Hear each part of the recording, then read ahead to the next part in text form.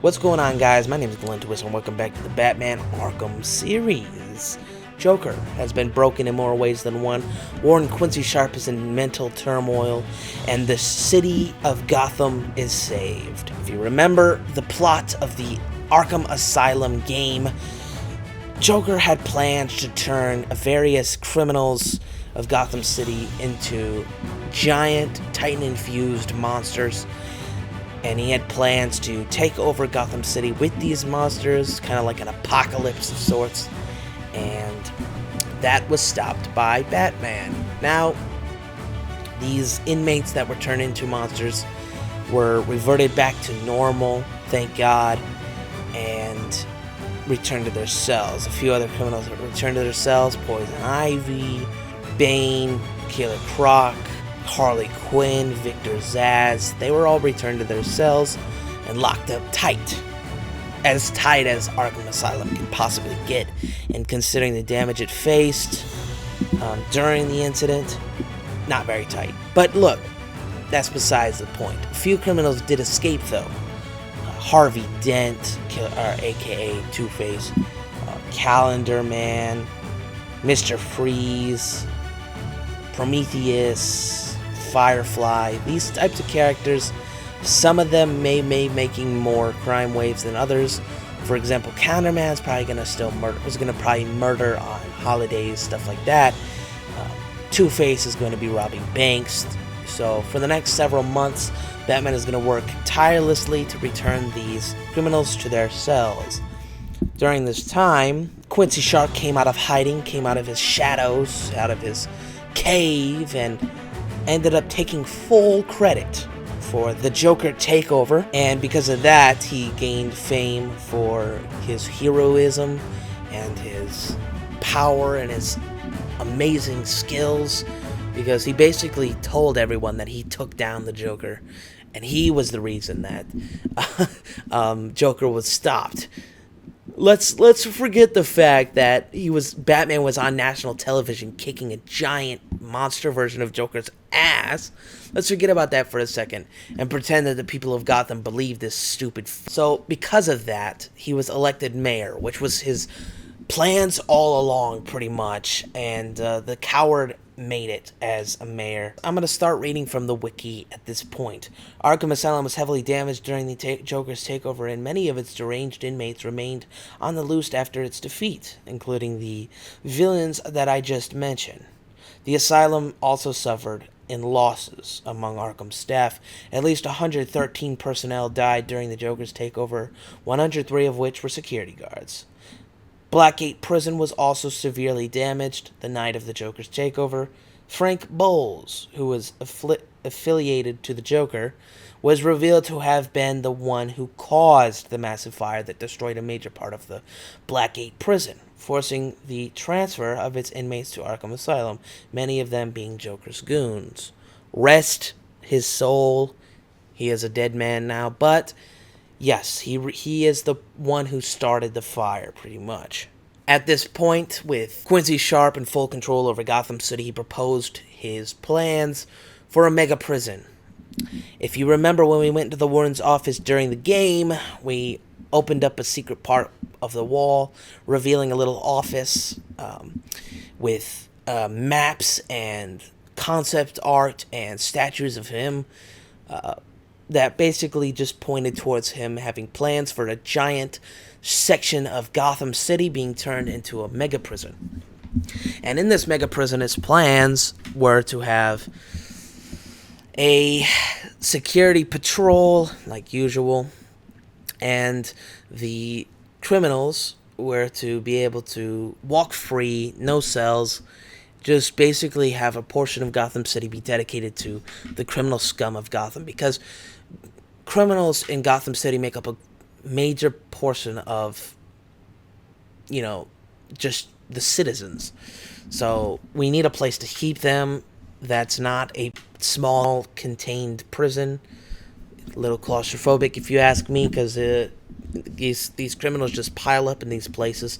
So because he was mayor, because he had full control, the plans were successful, and the city did allow him to rebuild a new Arkham. Walls were starting to be built around Old Gotham. Now, Old Gotham is the place with Monarch Theater, with the Cathedral, Solomon Wing Courthouse, the Industrial District, which included Sionis Steel Mill, the Bowery District, including the Iceberg Lounge. So that whole section of Gotham City was being turned into a giant prison.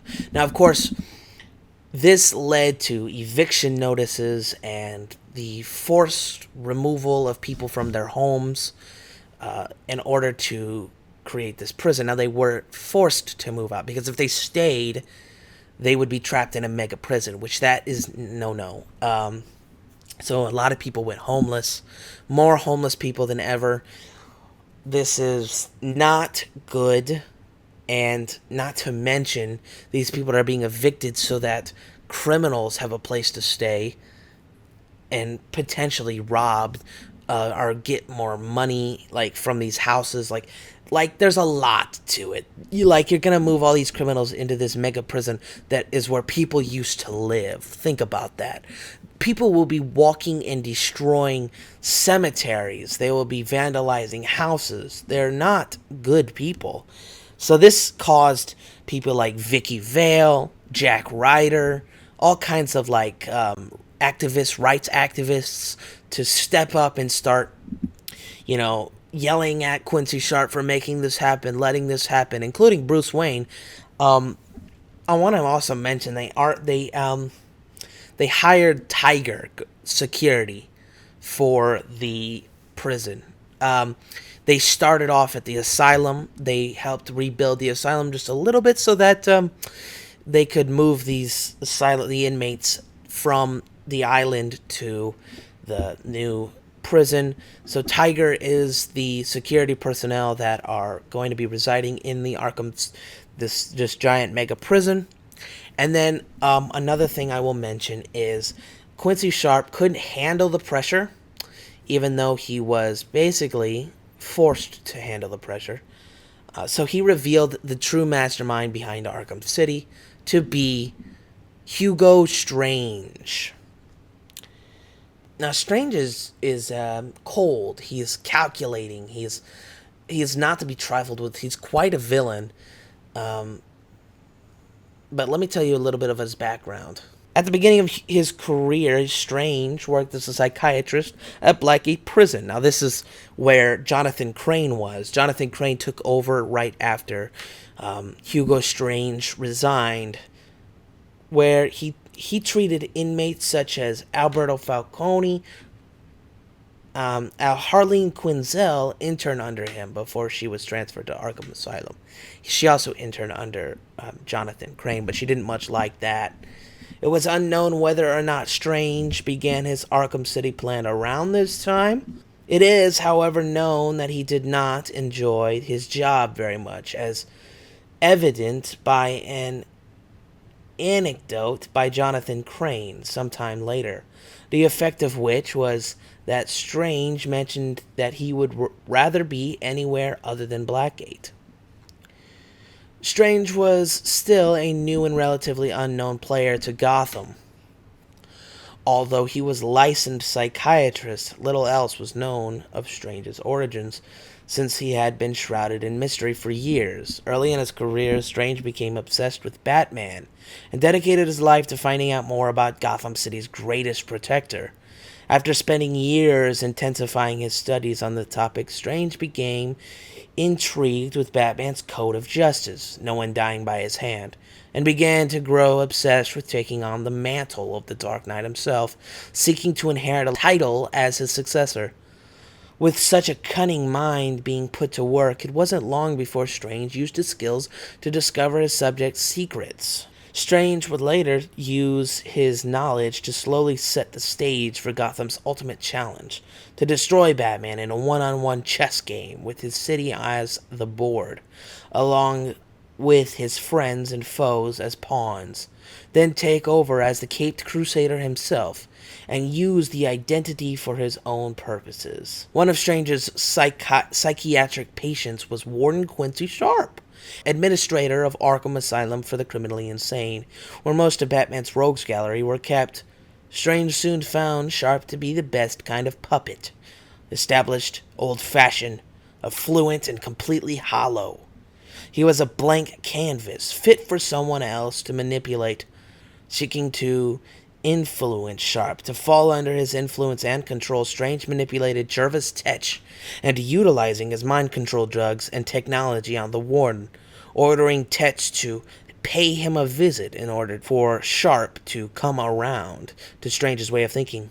Aware of Tetch's obsession with Alice in Wonderland and his murder of several women he deemed to be his allies, Strange supplied Tetch with a new female victim in exchange for his compliance, and soon deemed Tetch's experiment to be a success.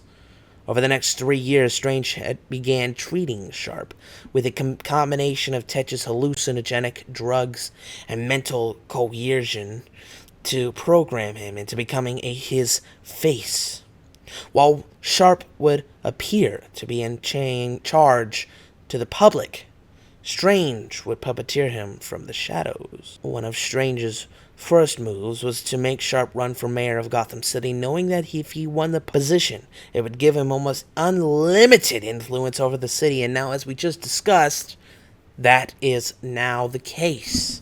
So all this time, Sharp is literally just a puppet for Strange, Hugo Strange. Hugo Strange, basically was the warden of Arkham Asylum and the Spirit of Arkham. Strange's files could be found in Arkham Records room at the Arkham Mansion during the Joker's takeover, which suggested that he still worked there, or he forgot to take them away. Those plans were almost set back by a massive riot at Arkham Asylum that was carried out by the Joker, the clown prince of crime, who freed most of its deranged inmates and took over the institution for one night before his scheme was thwarted by Batman himself. With his security systems disabled, his private security force completely routed by the rampaging patients, and the chaos spreading across the lockdown asylum. Sharp's public image was nearly derailed for allowing such an incident to happen. However, quick-witted Strange was soon to exploit such an opportunity, and who declared that once the riot had been suppressed, that the Warden was the one who was solely responsible for stopping the Joker, which gave Sharp enough public support to make him his successful bid for mayor. Now, with such a madman finally in control of the board, the pieces of an ingenious and insidious plan to destroy the Dark Knight began to fall into place. Strange retreated further into the shadows once the then-mayor, Sharp, was introduced to the public spotlight as the public face. Strange stayed in contact with his pawn, mainly through an occasional phone counseling session, and directed his every word in public through a radio receiver that was implanted in Sharp's ear. Sharp was able to keep a strong resolve, with Strange's manipulation guiding him through into declaring Gotham City a war zone. He instituted a new prison system for all criminals after several rogue members of Two-Face's gang destroyed Gotham City Hall with a bomb and killed more than 300 citizens in the process. It was implied that Strange had planned the incident all along from his position behind the scenes, and thereby came up with a pretext to put Gotham City under martial law and began to run it like his own police state. When Arkham Asylum and Blackgate were both declared unfit to house criminals, a drastic new project was introduced with the broad mayoral powers at Strange's disposal: Arkham City. Arkham City, in fact, was nothing other than a hellish anarchic nightmare with dozens of the worst criminals simply thrown into the walled-off lawless district where anyone could forget about them. Strange, of course, finally came into the limelight when Mayor Sharp placed him at the helm of the new project and delegated him to full authority over both the project and its staff to prevent the Arkham City denizens from escaping. The controversial security contractor Tiger Security was hired and was subsequently turned into Strange's personal squad of trained assassins and enforcers. Strange would use Mad Hatter's brainwashing principles to ensure their compliance, with some guards calling Strange Master. Sharp's dictator-like stance soon compelled the public to loathe and fear him. None except Batman, however, would suspect that Sharp was merely the front man for a much more insidious plot that was orchestrated by an outside power. And so the ball is really rolling and starting to snowball. The walls have been built, and only minor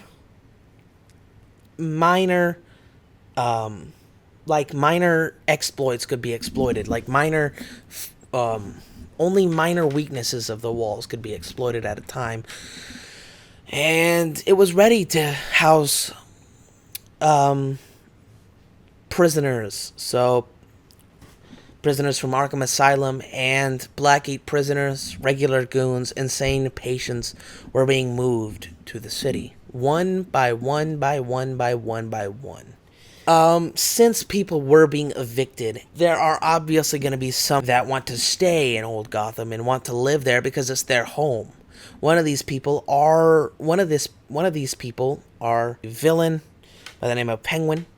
The Iceberg Lounge is located in Old Gotham, and of course, Penguin's not willing to give up freely. So, Penguin is the first, main villain that has been, is already in the city. And he was in the city from the start. He was in that area from the start.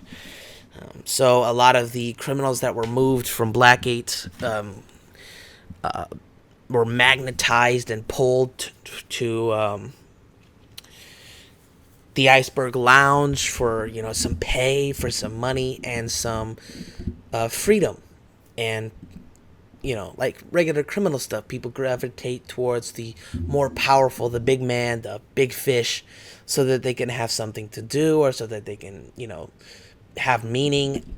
A lot of the criminals at the early stages actually did hide or find a little shelter to hide in and see if they could wait out the storm, or if they could just see if they could. It's like survival. A lot of these people are survival. I mean, you have murderers, violent murderers who work for even worse murderers there, that are cutthroats and willing to kill in a heartbeat.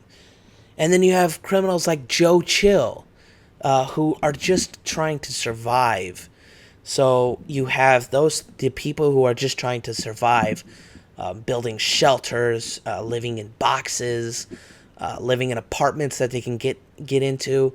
Like anything you can get into. Like, this is survival at this point. And it's either survival, you're either a wolf or you're a sheep. Or you're a fucking deer. You know what I'm talking about. This is survival for some people, and but yeah, back to what I'm saying. A lot of people gravitated towards the Iceberg Lounge for a job, and I think that's about when other villains are moved. Black Mask, at some point Poison Ivy was being moved to Blackgate or something like that, and her, moving to the city in her containment pod, and it was ransacked by, I think, I might be wrong about this, but I think Catwoman stopped the containment truck from moving, and Poison Ivy was freed. I may be wrong about that, but she was freed at some point in the city, and she made a base pretty fast, using some of the villains around, some of the criminals around, and brainwashed them into fighting for her as bodyguards. You got lots of criminals being moved in. One of the biggest, though, that was moved in was Joker. Joker was at Arkham Asylum, as we know, and he was actually about to be executed for what he did and for killing all the staff at Arkham. Over 103 security guards, so the security guards are pretty upset. So they tried to kill him, but they talk loud. So Harley Quinn actually ended up hearing them, overhearing them talk about it, wanting to kill the Joker. So she broke out of her cell, used a guard's outfit to basically be there when they try to execute Joker, and then she saved him.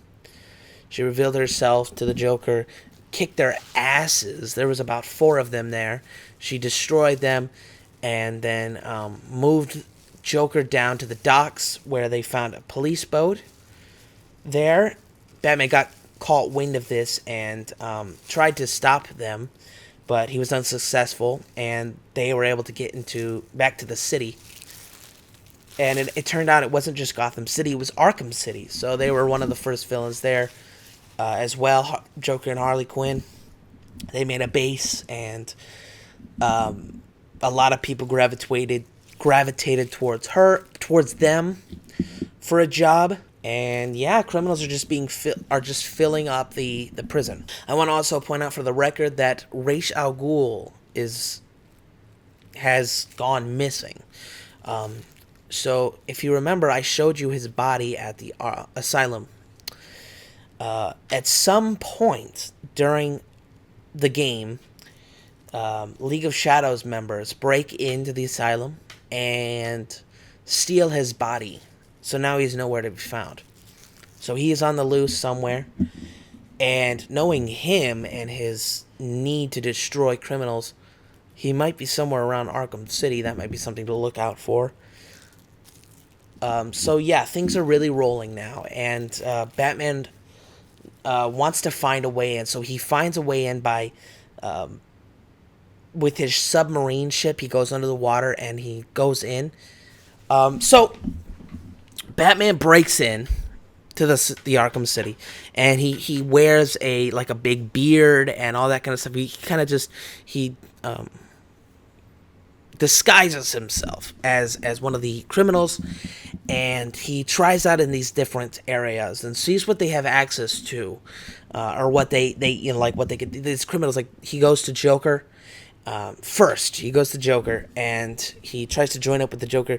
Joker almost kills him by putting him through one of those roller coasters and almost knocking him into the lava, or into the furnace. And then Harley Quinn and Joker, they're both pretty suspicious of him. So he leaves the Joker. And then he goes to the Penguin, does the same thing, tries to work with him, see what he's got. They have him rob a weapon truck, because Penguin's all about weapons and stuff like that. So Penguin's got his hands on weapons from something. But when he's on that mission for the Penguin, the Joker's crew attacks them. Finds out that he left the Joker for the Penguin, so they're pretty mad. They blow up they try blowing up the Penguin goons and killing him, but he saves them by throwing a smoke bomb or a grenade or whatever it is, and fleeing.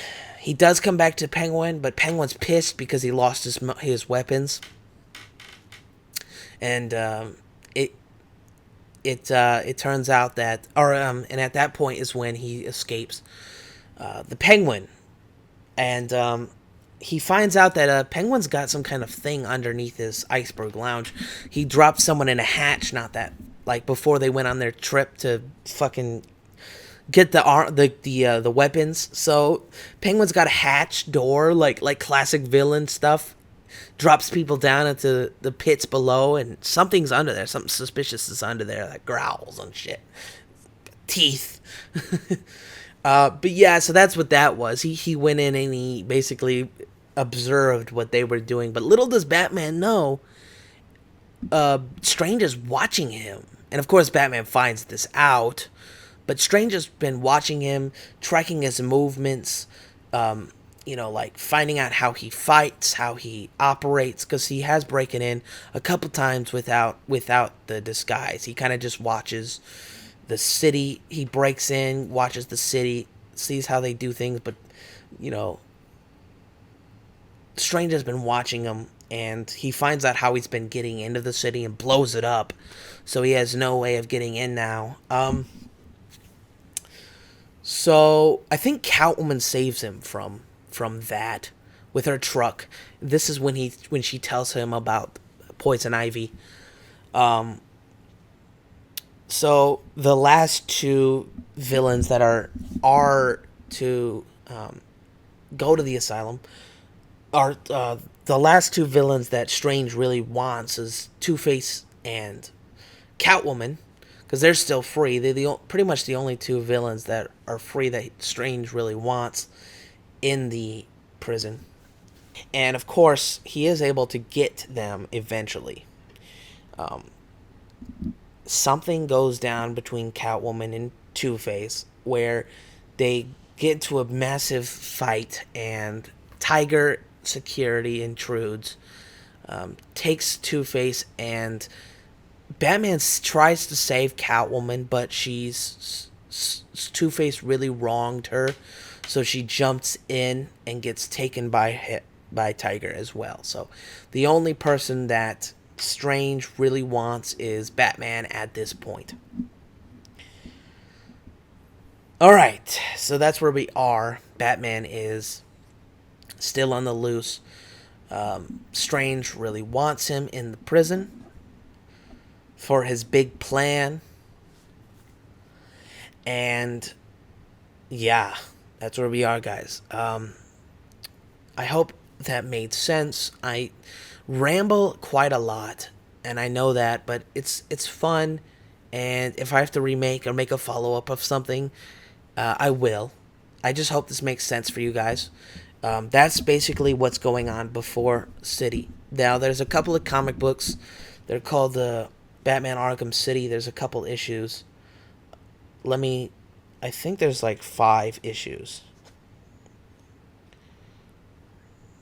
Something like that. You can get them on Kindle or on the physical and Amazon. They're very good. I have all of them. They're pretty good. Now this is the art style that I was talking about. Like, they have the first one has the same art style. The same art style as the Arkham City, Arkham Asylum bios. So it's pretty cool. Yeah. So that's a simple, really rough draft of what's going on in the 2 years between Arkham Asylum and the second game. So yes, 2 years passed just about, and things don't look so good, do they? And I'll see you guys in the next one.